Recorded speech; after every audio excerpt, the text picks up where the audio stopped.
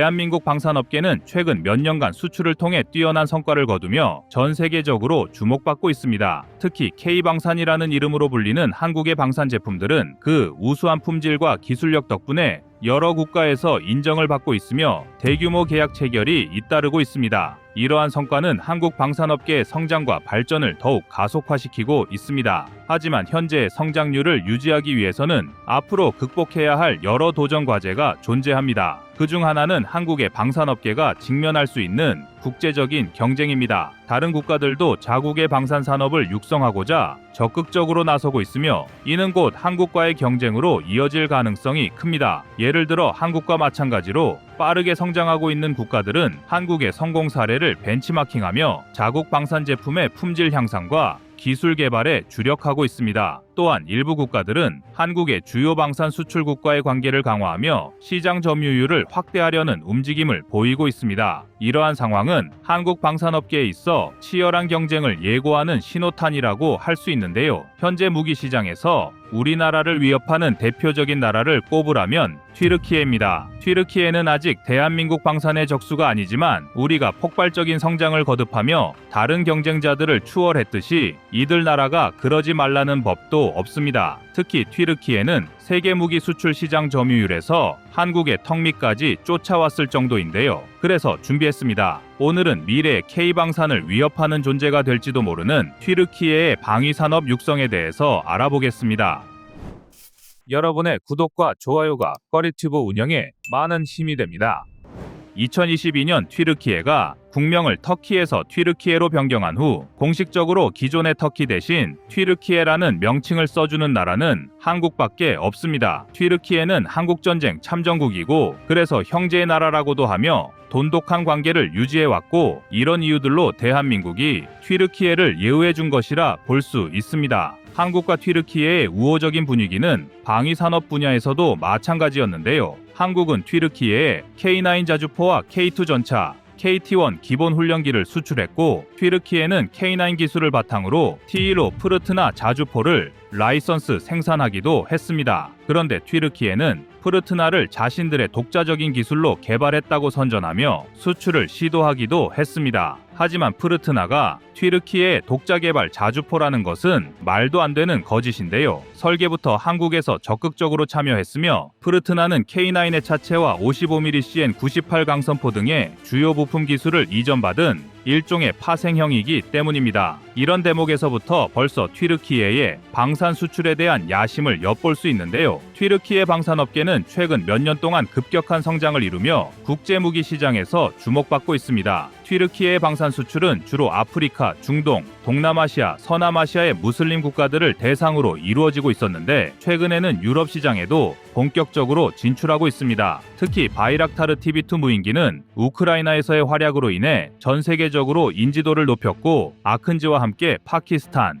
리비아, 에디오피아 등 여러 국가에 수출되었습니다. 튀르키예 방산의 성장은 레제프 타이이프 에르도안 대통령의 강력한 지원에 힘입은 바가 큽니다. 튀르키예 정부는 방산 산업을 애국적인 산업으로 치켜세우며 국영기업과 민영기업들이 동시다발적으로 다양한 무기 개발 프로젝트를 추진할 수 있도록 적극 지원하고 있습니다. 이러한 정부의 강력한 지원과 추진력은 튀르키예 방산의 지속적인 성장에 큰 기여를 하고 있습니다. 튀르키예가 방산업계를 발전시키게 된 배경에는 여러 가지 이유가 있는데요. 그중 가장 중요한 이유는 1974년 키프로스 사태의 충격 때문입니다. 당시 튀르키예는 그리스와의 갈등으로 인해 전면전 직전까지 이르게 되었고 이때 미국으로부터 무기 금수 조치를 받게 되었습니다. 이 사건은 튀르키예에게 커다란 충격을 주었고 자국의 방위력을 자국 스스로 구축해야 한다는 인식을 강화시켰습니다. 이로 인해 튀르키예는 독자적인 방위 산업을 발전시키기 위해 국영 기업들을 중심으로 방산 생태계를 구축하기 시작했습니다. 당시의 경험은 외부 의존적인 군사력의 취약성을 극명하게 보여주었고 튀르키예는 자주 국방의 중요성을 절감하게 되었습니다. 이러한 인식은 이후 방산업계를 국가안보의 핵심 요소로 발전시키는데 큰 동력이 되었습니다. 또한 튀르키예의 지리적 위치와 지정학적 환경도 방산업 발전에 중요한 역할을 했습니다. 튀르키예는 유럽과 아시아, 중동을 잇는 전략적 위치에 있으며 이로 인해 다양한 지역 갈등과 분쟁의 중심에 서게 되는 경우가 많았습니다. 이러한 상황에서 튀르키예는 강력한 군사력이 필수적임을 깨달았고 이를 뒷받침할 수 있는 방산업의 발전이 불가피한 선택이 되었습니다. 튀르키예의 주요 무기 수출 품목은 꽤 다양한 편인데요. 무인기, 전술차량, 차륜형 장갑차, 소총, 기관총, 포탄, 미사일 등으로 각각의 무기체계는 나름대로 성과를 거두고 있는 중입니다. 그 중에서도 가장 유명한 것은 바이락타르 TB2 무인기입니다. 바이락타르 TB2는 튀르키예 방산업체인 바이카르가 개발한 중고도 장시간 채공 무인 항공기로 정밀 타격 능력과 뛰어난 감시 능력으로 주목받고 있으며 시리아, 리비아, 나고르노카라바흐 분쟁 등에서의 성공적인 운영을 통해 국제적인 명성을 얻었습니다. 또한 TB2는 우크라이나, 카타르, 아제르바이잔 등 여러 국가에 수출되었으며 그 가성비와 실전에서 입증된 성능 덕분에 유럽을 포함한 전 세계 여러 나라들이 관심을 보이고 있습니다. 튀르키예 전술 차량 역시 많은 국가에서 주목을 받고 있는 중입니다. 대표적인 전술 차량으로는 오토카르사의 아르마가 있는데요. 아르마는 6x6 및 8x8 구성으로 제공되며 바레인, UAE, 에스토니아 등에 수출되었습니다. 튀르키예는 차륜형 장갑차 분야에서도 두각을 나타내고 있습니다. FNSS가 개발한 파르스 시리즈는 4x4, 6x6, 8x8 등 다양하게 구성되어 있으며 병력 수송, 정찰, 다목적 임무 등을 수행할 수 있도록 설계되었습니다. 파르스 시리즈는 리비아, 오만, 말레이시아 등에 수출되어 전장에서 활용되고 있습니다. 튀르키예는 개인화기 분야에서도 상당한 성과를 거두고 있습니다. MKE는 다양한 종류의 소총과 기관총을 생산하고 있으며 이들 무기는 높은 내구성과 신뢰성으로 인해 많은 국가에서 채택되고 있습니다. 이러한 소화기들은 주로 군사 및 경찰용으로 사용되며 튀르키예의 주요 수출품 중 하나로 자리 잡고 있습니다. 포탄과 미사일 역시 튀르키예 방산업계의 또 다른 주요 수출 품목입니다. 특히 로켓사는 정밀 타격을 위한 다양한 로켓 및 미사일 시스템을 개발하여 여러 국가에 수출하고 있으며 대표적인 예로는 유도 미사일 시스템인 시리트와 대전차 미사일 UMTAS가 있습니다. 그리고 튀르키예는 무기 수출을 위한 편법도 마다하지 않고 있습니다. 2023년 들어 튀르키예가 러시아에 무기 전환이 가능한 민수용품을 대규모로 수출한 사실이 밝혀지면서 나토 동맹국들 사이에서 논란이 일어난 적이 있습니다. 튀르키예는 00년이 러시아와 우크라이나 사이의 중재자 역할을 자처해왔지만 뒤로는 러시아에 민감한 물자를 공급해 온 것입니다. 이러한 물자는 주로 반도체 칩과 통신 장비 등으로 군사용으로 전환이 가능한 품목들입니다. 파이낸셜 타임스에 따르면 튀르키예는 2023년 1월부터 9월까지 민간 민수용품 45종을 러시아와 구소련 5개국인 아제르바이잔, 조지아, 카자흐스탄, 키르기스탄, 우즈베키스탄에 수출했습니다. 이들 국가들은 서방으로부터 경제 제재를 받고 있는 러시아가 필요한 물품을 대신 수입하는 경로로 의심받고 있는데요. 튀르키예의 수출 자료와 이들 국가의 수입 통계 간의 불일치는 이러한 물품들이 실제로는 러시아로 운송되고 있음을 시사합니다. 튀르키예가 수출한 민간 품목의 총규모는 1억 5,800만 달러에 이르며 이는 지난해 러시아의 우크라이나 침공 이후 같은 기간의 수출 규모보다 3배 이상 증가한 수치입니다. 이로 인해 튀르키예는 러시아와 그 주변 국가들에 대한 민간 물품의 주요 공급국으로 부상했습니다. 게다가 튀르키예의 무기 수출을 막던 족쇄도 하나 풀렸습니다. 지난 1월 캐나다 정부는 튀르키예에 대한 무기 수출 금지를 3년 만에 해제했습니다. 캐나다의 이 결정은 튀르키예가 스웨덴의 나토 가입을 비준한 후에 이루어졌으며 이에 따라 캐나다는 튀르키예에 대한 무기 수출을 재개하게 되었습니다. 2021년 4월 캐나다는 튀르키예에 수출된 드론 기술이 아르메니아와의 분쟁 지역인 나고르노카라바흐에서 아제르바이잔 측에 의해 사용된 것을 이유로 무기 수출을 금지한 바 있습니다. 이번 무기 수출 해제는 튀르키예가 스웨덴의 나토 가입 비준 절차를 완료한 직후에 이루어졌으며 캐나다는 앞으로 무기 수출 허가를 개별 사례에 따라 검토할 예정입니다. 특히 캐나다는 자국 무기가 나토 비회원국으로 재수출되거나 이전되지 않을 것이라는 점을 보증하는 튀르키예 정부의 확인을 요구할 방침입니다. 이러한 정책 변경은 튀르키예의 외교적 성과와 밀접하게 연관되어 있으며 무기 추가 도입 및 나토 확장을 위한 전략적 움직임의 일환으로 해석될 수 있습니다. 또한 이번 조치로 캐나다와 튀르키예 간의 방산 협력은 다시 활성화될 것으로 보이며 이는 튀르키예의 무기 수출을 더욱 활성화할 동력 중 하나가 될 것으로 예상됩니다. 차근차근 성장해오던 대한민국 방산은 최근 몇 년 동안 세계 무기 시장에서 급격하게 부상했는데요. 한국 방산업계가 현재 성장세를 지속하기 위해서는 튀르키예와 같은 경쟁국들의 전략을 면밀히 분석하고 이에 대응할 수 있는 방안을 모색해야 합니다. 기술력의 지속적인 향상, 혁신적인 제품 개발, 글로벌 마케팅 전략 강화 등 다양한 측면에서 전략적 접근이 필요합니다. 또한 국제 협력과 동맹 강화를 통해 안정적인 수출 시장을 확보하는 것도 중요한 과제가 될 것입니다.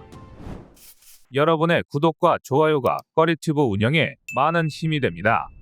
다음은 24년 7월 25일 한국 방산 체코 진출 영상입니다. 유럽의 국방력에 대한 인식은 독일과 프랑스가 버티는 서유럽에 비해 다수의 동유럽 국가들이 군사적으로 부족한 것이 많다고 평가를 받습니다. 하지만 체코는 상대적으로 방산 기술이 뒤떨어지는 다른 동유럽 국가와 달리 전통적으로 유럽에서 방산 강국으로 손꼽힙니다. 미국의 실전 사격 최고 권위자인 제프 쿠퍼는 체코에 CZ-75를 두고 9mm 권총탄을 사용한 것을 제외하면 최고의 권총이라는 극찬을 했을 정도로 체코의 무기 생산 능력은 여타 동유럽 국가들을 압도하고 있으며 심지어 M16의 생산업체로 유명한 콜트사마저도 체코 조병창에 인수되었을 정도로 체코는 동유럽의 방산 강국입니다. 그리고 대한민국의 방위 산업이 체코에 진출하게 되는 것은 폴란드, 루마니아 등의 무기를 수출한 것 이상의 홍보 효과를 불러올 수 있는데요. 체코의 방산 시장에 성공적으로 진출하게 되면 사실상 동유럽의 방산 시장은 한국이 완전히 장악한다고 해도 과언이 아닙니다. 이미 한국은 다수의 동유럽 국가의 무기를 판매했거나 판매 활로를 모색 중에 있습니다. 슬로바키아는 K2 전차, 라트비아는 K21 장갑차의 도입을 고려하는 등 동유럽 국가에 대한 한국 방위 산업의 영향력이 상당히 강력한데요.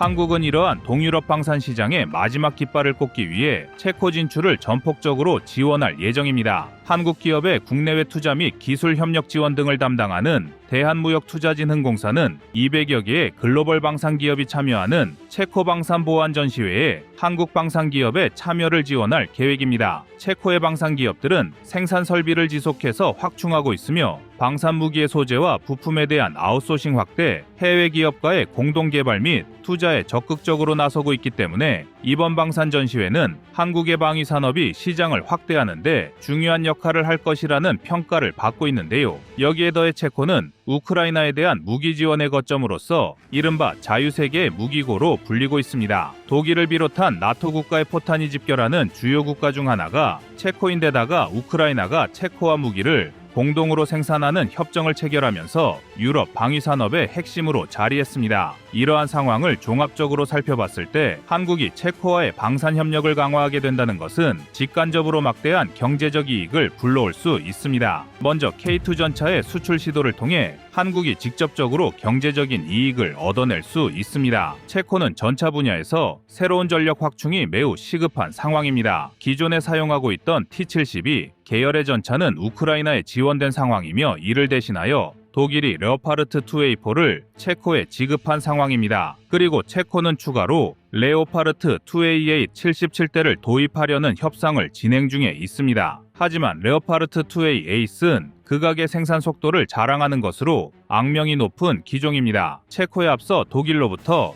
레오파르트 2A7을 수입한 헝가리도 아직 모든 물량을 납품받지 못했으며 언제 납품이 마무리될지는 아무도 모르는 처지입니다. 이런 상태에서 체코와 독일이 레오파르트 2A8의 계약을 확정한다고 해도 2030년까지 첫 전차를 납품받을지도 장담하기 어려운데요. 하지만 한국은 이미 폴란드와의 1차 계약 물량 납품을 절반 이상 진행하며 차원이 다른 생산 속도와 납기 일자를 증명했습니다. 따라서 전차의 보강이 시급한 체코의 입장을 고려할 때 한국산 K2 전차의 체코 진출을 도전해볼 여지가 충분합니다. 레오파르트와 에이브람스의 생산 속도가 현저히 느린 상태에서 러시아의 위협으로부터 T-14와 T-90M을 막아낼 전차 전력은 한국의 K2가 유일합니다. 체코 역시 동유럽에 위치한 국가로서 러시아의 위협을 간과할 수 없다는 점을 감안하면 레오파르트2A 에이스의 생산 속도가 느려질수록 한국산 전차를 고려할 수밖에 없는 것입니다. 한국이 K2 전차의 수출 시도를 통해 직접적인 이익을 얻어낼 수 있다면 포탄과 관련된 분야에서는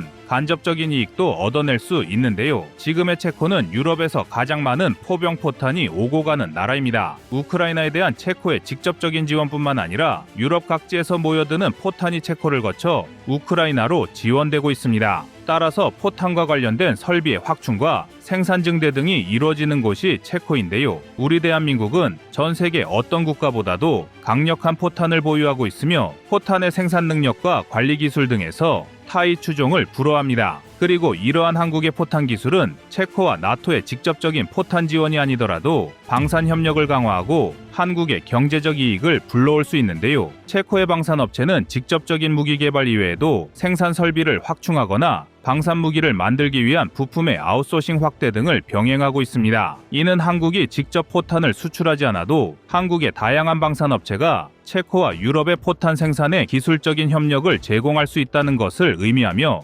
궁극적으로는 다양한 기술 분야를 통해 한국 방위 산업의 경제적 이익을 가져오게 되는 것입니다. 체코는 약 140개의 회원사가 체코 방산협회에 가입되어 있는 데다가 방산기업 라이선스를 보유한 5,000개 이상의 기업이 체코에서 활동할 정도로 방위 산업이 활성화되어 있는 나라입니다. 그렇기 때문에 포탄이나 군수지원 분야, 방산 설비 등의 분야에서 한국의 다양한 방산 기업이 진출하는 것만 하더라도 막대한 방산 네트워크를 구축할 수 있으며 각종 직간접적인 경제적 이익을 초래할 수 있는 여건을 갖추고 있습니다. 그리고 체코가 이렇게 방산 시장의 주요 거점으로 떠오른 것에는 역시 러시아와 푸틴의 침공이 있었는데요. 러시아가 우크라이나의 침공을 받은 이래 체코는 가장 많은 군수 지원을 아끼지 않고 있으며 지원된 무기의 금액을 모두 합산하면 무려 3,700억 원 이상을 투입하였습니다. 지금까지 체코는 최소한 전차 62대, 보병 전투차 131대, 헬기 4대, 정찰 및 특수차량 21대, 자주포 13문 등 최대한 많은 양의 장비를 우크라이나에 지원하고 있으며 그렇게 발생한 전력 공백을 메우기 위해 F-35와 같은 최첨단 무기까지 도입하고 있는 실정입니다. 그만큼 체코는 군수물자와 방산 무기가 수없이 오고 가는 위치에 놓여 있습니다. 그래서 우리 대한민국이 세계 방산 시장 4위 진입을 이루기 위해서는 절대로 놓쳐서는 안 되는 시장인데요. 그런데 체코에서 한국산 무기에 관심을 보이는 것은 전차와 포탄에만 국한된 것이 아닙니다. 더욱 놀라운 것은 체코가 한국의 전자전 장비에 많은 관심을 기울이고 있다는 점입니다. 한국은 IT 강국으로 불리며 첨단 통신 기술을 확보하고 있어 전자전 능력을 향상시키고 싶은 국가들에겐 최적의 방산 무기를 제공할 수 있습니다. 러시아 우크라이나 전쟁의 사례에서도 우크라이나가 전자전 시스템을 활용하여 러시아 드론의 조종 신호를 교란하고 운용에 어려움을 겪게 만들거나 정미사일의 GPS 수신을 교란하는 모습을 통해 현대전에 있어서 전자전 시스템이 얼마나 중요한가를 확인할 수 있었습니다. 그리고 체코는 방공망 시스템이나 3D 레이더의 보충 과정에서 한국의 전자전 장비와 기술에도 많은 관심을 드러내고 있는데요. 전차와 자주포 등 다수의 지상 전력을 중심으로 동유럽 방산 시장을 공략했던 한국의 기존 수출과는 다른 새로운 분야의 방산 진출도 가능하다는 점에서 체코 시장에 도전하는 한국 방위 산업의 책임이 막중한 상황입니다. 또한 체코를 거점으로 동유럽 방산 시장에 대한 영향력을 확대한다면 불가리아 같은 나라에도 방산 수출을 시도할 수 있게 되는데요. 불가리아는 대통령이 직접 한국의 K2 전차와 FA-50에 관심이 많다는 것을 언급하였을 정도로 한국의 방산 무기 도입을 고민하고 있지만 아직까지 구체적인 성과로 이어지지는 못했습니다. 하지만 체코라는 거대한 방산 국가를 한국의 편으로 끌어들인다면 한국 무기의 도입을 고민 중인 동유럽의 중소국가들도 한국산 무기와 방산 기술에 대한 신뢰도를 높일 수 있게 되며 그렇게 되면 폴란드와 루마니아 이외에도 한국 방산 무기가 동유럽을 장악하게 되는 결과를 불러올 수 있게 됩니다. 폴란드와 루마니아의 사례에서 알 수 있는 것처럼 현재 동유럽의 여러 나라들은 푸틴의 만행을 제압하기 위해 한국산 무기 도입에 열을 올리고 있으며 라트비아, 슬로바키아, 슬로베니아 등의 나라도 한국산 무기 도입을 고려할 정도로 러시아의 최신 무기를 제압하는 데는 한국이 특효라는 것이 입증되고 있습니다. 그리고 이제 유럽의 대표적인 방산 강국이자 우크라이나 지원의 핵심 축을 맡고 있는 체코마저 한국에 손을 내밀었는데요. 유럽 각지에서 맹위를 떨치며 동유럽을 휩쓰는 대한민국 방위산업에 대해 여러분의 생각은 어떠신가요? 여러분의 구독과 좋아요가 꺼리튜브 운영에 많은 힘이 됩니다.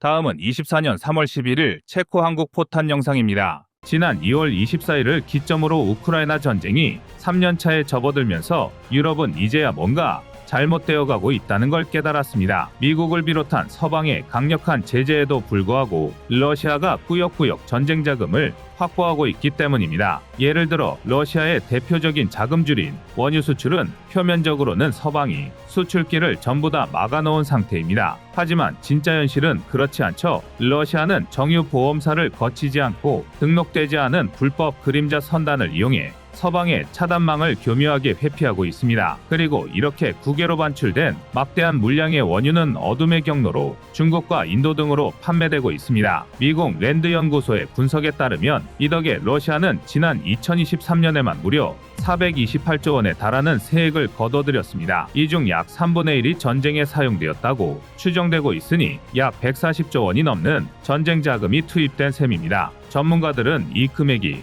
같은 기간 서방 사회가 우크라이나에 지원한 군사적, 인도적 지원금의 총액과 맞먹는 수준일 것이라 분석하고 있습니다. 더군다나 그림자 선단을 통해 움직이는 건 원유만이 아닙니다. 로이터 통신의 추적에 의하면 이란은 러시아의 파테흐 110 계열을 포함해 대략 400여 개의 미사일을 제공했습니다. 이란판 현무트라고 할 수 있는 파테흐 110은 사거리 200km의 1세대부터 750km에 육박하는 최신 개량형 졸파가르까지 개발되어 있습니다. 러시아가 지난 2년 내내 우크라이나의 후방 타격을 이어갈 수 있었던 이유입니다. 또한 결정적으로 예상치 못했던 복병, 북한의 등장도 치명적입니다. 북한은 소형화기부터 포탄, 미사일 가리지 않고 구형 재래식 무기를 러시아에 넘기고 있습니다. 북한과 러시아의 밀월 관계는 지상이동이 가능한 만큼 더욱 직접적이며 동시에 위협적입니다. 오죽하면 대다수의 군사 전문가가 아예 북한과 러시아가 서방 제재를 우회할 수 있는 네트워크를